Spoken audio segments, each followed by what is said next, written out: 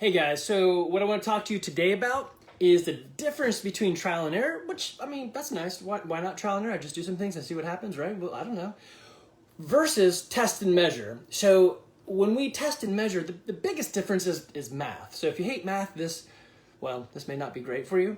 But if you're interested in like actually progressing in something, then test and measure and then see how it goes. So one way you can, or I guess the first step in that is you should only do one thing at a time. So I just talked to one of our members, Aaron, and we were talking business, and he's like, I'm making these up because I don't quite remember what he said. Aaron, you can text in there and tell me specifically what you said. But he's like, all right, we got a new building, we got a new website, we got a new CRM tool, and we hire a new employee, and I cut my hair.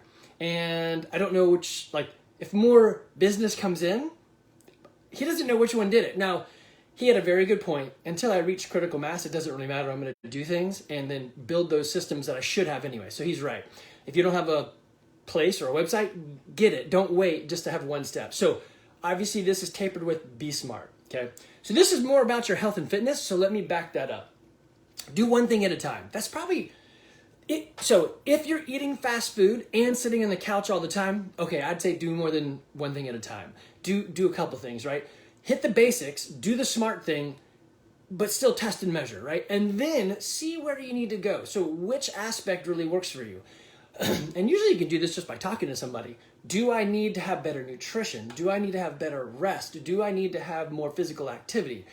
Weirdly, you can't see inside yourself as well as the other person can see you, right? So again, I know, spoiler, get a mentor or find someone that'll tell you honestly and not a friend, because they're going to be like, oh no, you're not fat, you're just big boned, right? They're going to say things to you to maintain relationship. You need to have somebody that'll dig in deep and be like, yeah, listen, I mean, eating 6 oranges a day, that's going to be bad for you, right? They just need to give you some honesty. So I would pick one thing, change it, and then measure it first, and then figure out how it did after some time. So have a reasonable time frame. So a lot of things really need 90 days. Why? I don't know. It's the magic of habit. It's the magic of process. It's the magic of mastery.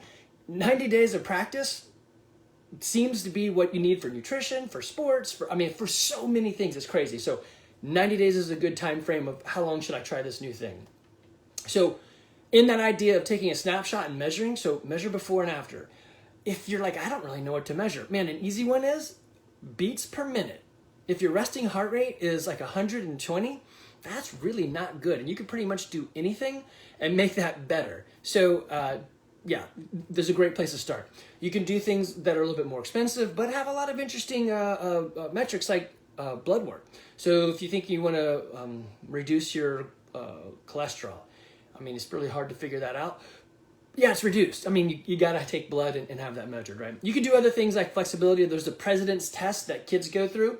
You can use that. You can jog a distance and see how long it takes you. You could get in one of those dunk tanks or grab one of those BMI indicators, right? So just body mass index. So it's probably the worst thing you could do is get on the scale and be like, look at my weight. Because, I mean, if you want to be lighter, just go to Mars. It's got less gravity. So weight is not necessarily a great indicator of health unless it's skewed like, hey, I'm a, like 5'8" and some change, 5'8" and some change, and I weigh 600 pounds. Okay, so weight's a good indicator of that's probably not healthy for you, right? But muscle weighs more than weight, so weight by itself, it's a force. It's not great to use as an indicator. Now, if you had weight plus your body mass index, right, and some other things, yeah, sure. Like, how much could I lift at these areas to see how strong you are? Great. But take a snapshot, then do something, give it 90 days, and see how it goes for you, right? So it's not complicated. Again, if you had a mentor, they could probably give you an idea of what you need to do. It's hard to look inside yourself.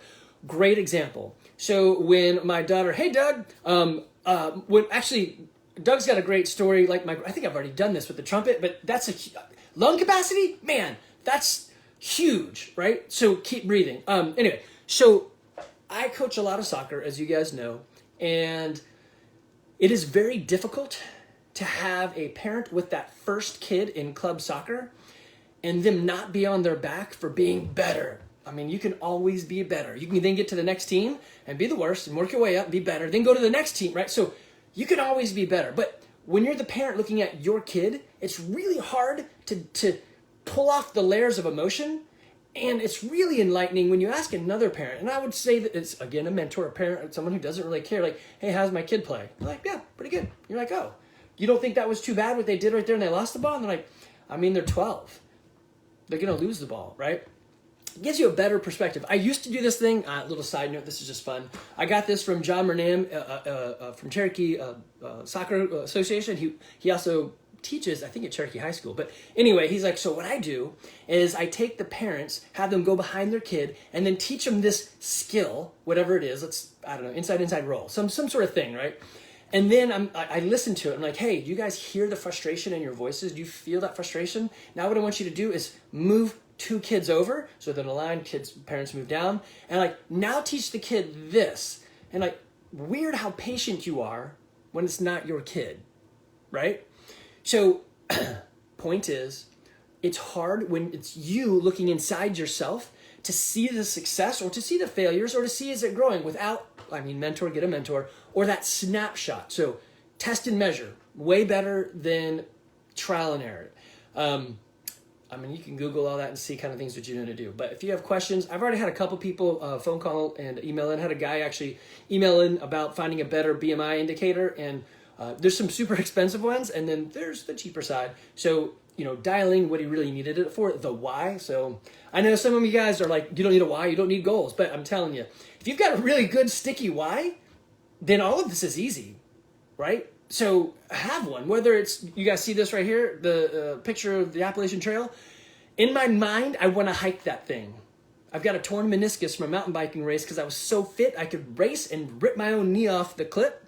So so slight injury. It's been about 3 years. I'm coming back from it. CrossFit's been great. Fixing a foot injury as well, just a compensating thing. But I know that if I want to hike this, a good why, then I need to be smart what I do at the gym, and I need to keep doing. If I did nothing, it would, it's probably not going to get better, right? So weirdly, the surgeon, I did go to the surgeon, and he's like, hey, I'm not going to cut you. I don't think I should cut you. So when the doctor says I'm not cutting, you're like, great, let me try the other stuff. Outside opinion, doctor, mentor, I paid him. He gave me the real advice. Weirdly, it was, I don't want your money, don't let me cut you. So that's like, hey, that must be the best advice of all, right?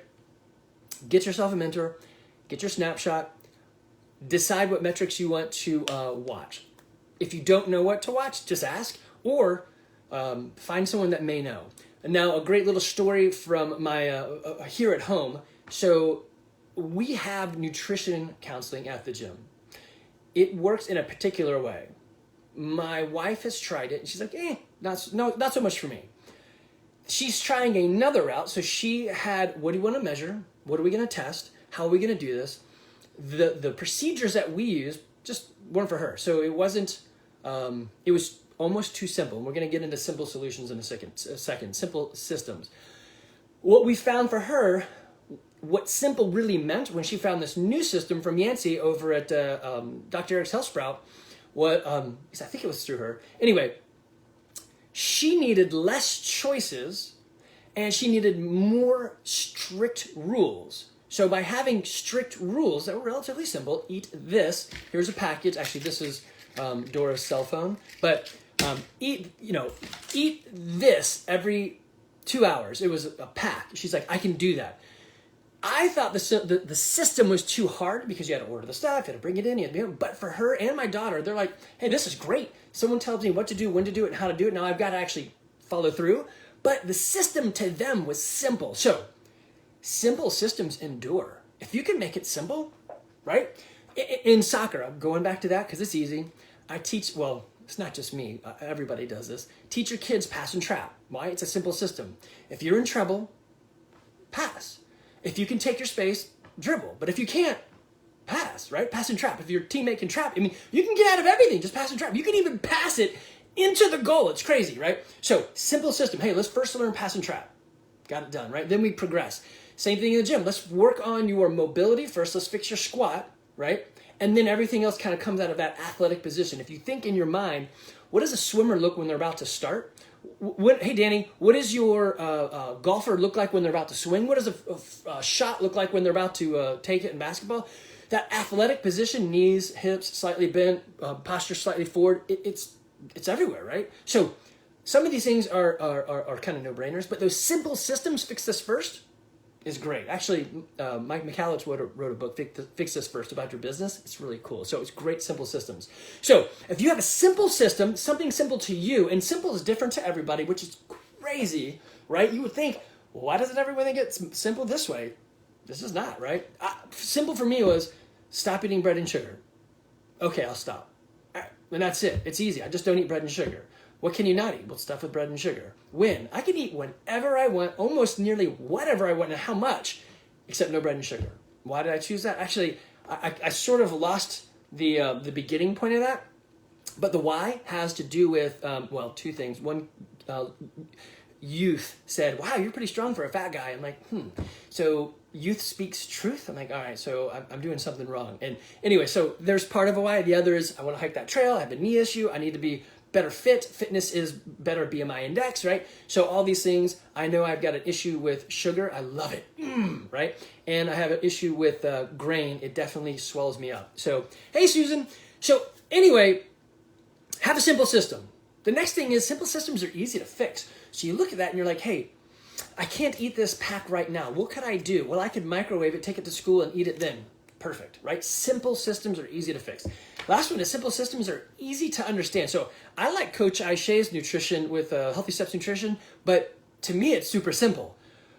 But it's not simple for everyone. Always try variable things. Test and measure. Not trial and error, test and measure. And if you can figure out that why first, like what makes sense to you, great. For example, if you're thinking to yourself, I want to go into a franchise. I should just buy a franchise. There are actually franchise mentors like Reed Trago and is it Tim Merriweather? I forgot his first name. They are franchise mentors. Their job is to sit you down and say, well, let's talk about what your real goals are and what you really like, because you'll do a better business if you enjoy it and it fits your idea in these systems in your future look on yourself. So having a great why, having a easy, simple system, testing and measuring, it's a great way to change your life around.